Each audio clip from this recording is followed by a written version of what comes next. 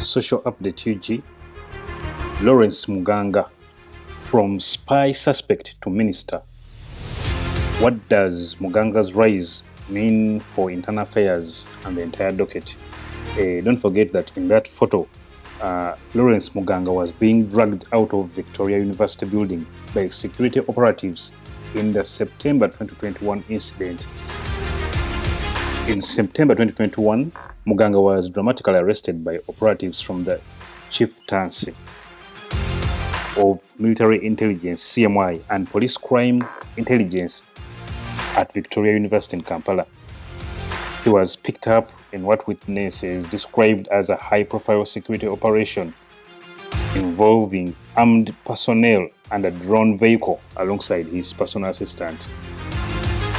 President Museveni's appointment of Victoria University Vice-Chancellor Lawrence Muganga as State Minister for Internal Affairs has stirred one of the most politically loaded questions in recent Ugandan cabinet history.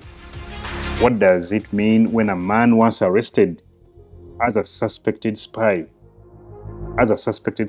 is now placed at the center of immigration, citizenship, and internal security oversight?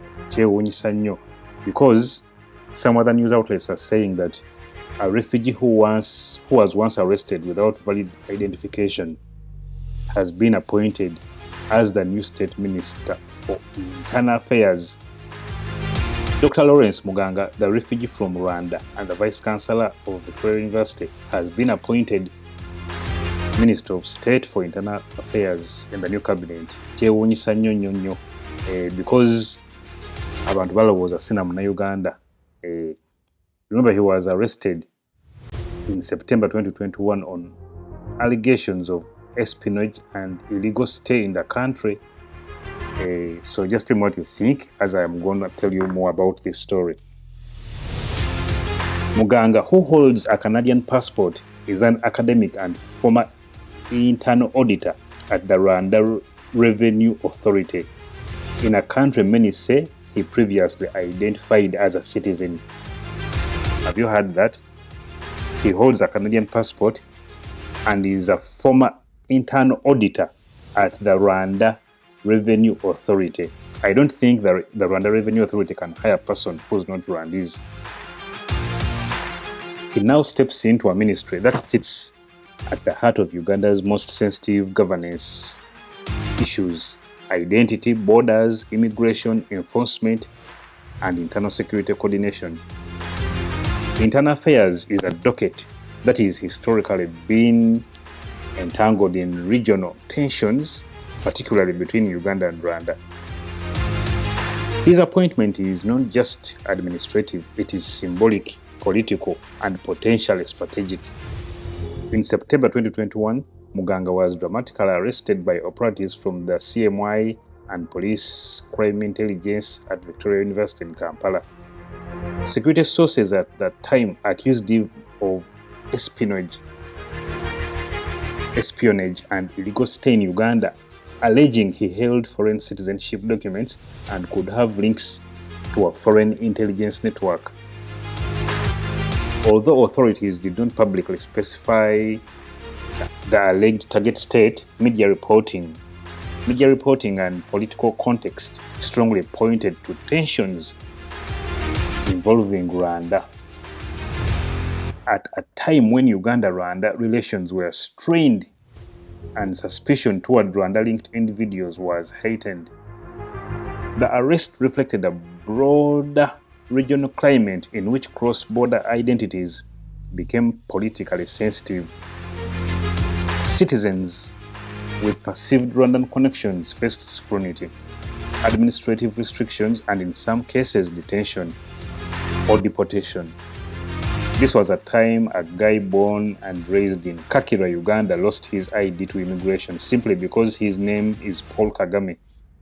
Many were profiled by their physical features and lost their passports. Yet Muganga's case collapsed almost as quickly as it emerged. He was detained for roughly a day or two before being released without a charge, reportedly following internal intervention at high levels of government and mounting public scrutiny.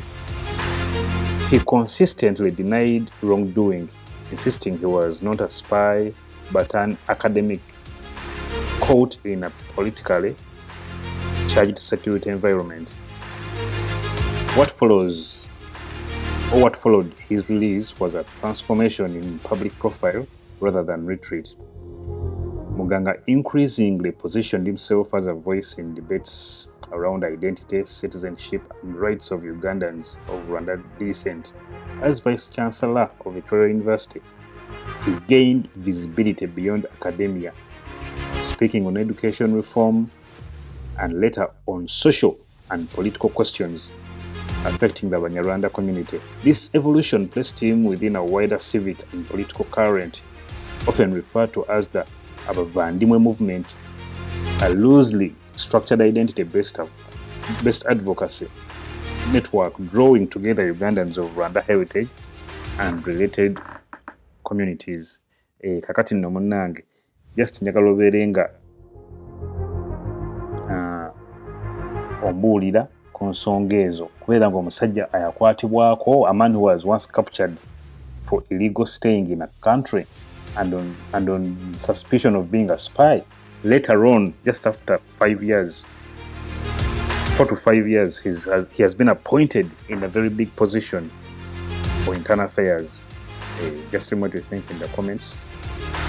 Please don't forget to subscribe and hit that bell button. Peace.